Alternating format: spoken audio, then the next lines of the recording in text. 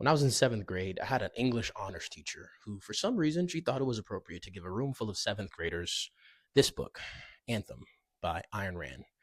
We did a deep dive. We did a very robust deep dive on the meaning, its implications, and yeah, I don't know if she was right or wrong, but it certainly was thought provoking. If you know anything about the author, Ayn Rand, she is one of history's most prolific atheist writers, coming up with her own system of morality and pushing back against everything that is deemed to be religious, spiritual, deistic, righteous, anything of the sort. In fact, this book, Anthem, is essentially a love letter to individualism. It is pushing back against this idea that society should move as a community, should move as one harmonious unit, but there are no harmonious units. There's only you and you alone. This book is wild. I read it in seventh grade, which is crazy.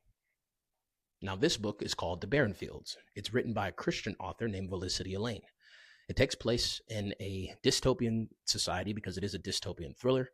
After some biomechanical bombs go off, the story is pretty ambiguous as to why, but it essentially leaves life above surface unlivable. You cannot breathe the air. You can't plant, crops or anything like that.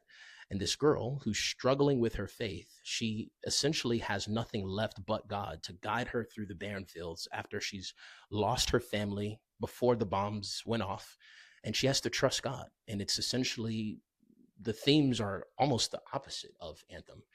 It's all about a restoration and a redemption of family and trust and community, because she cannot make it through the barren fields alone. She has to have God and the help of others.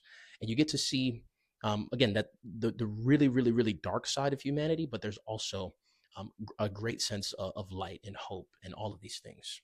I love this book for several reasons. When Christians write books and they do it with a sense of excellence, there's a certain sweet joy that it brings to my soul. And boy, oh boy, is this woman gifted. She's talented. Get this book, by the way.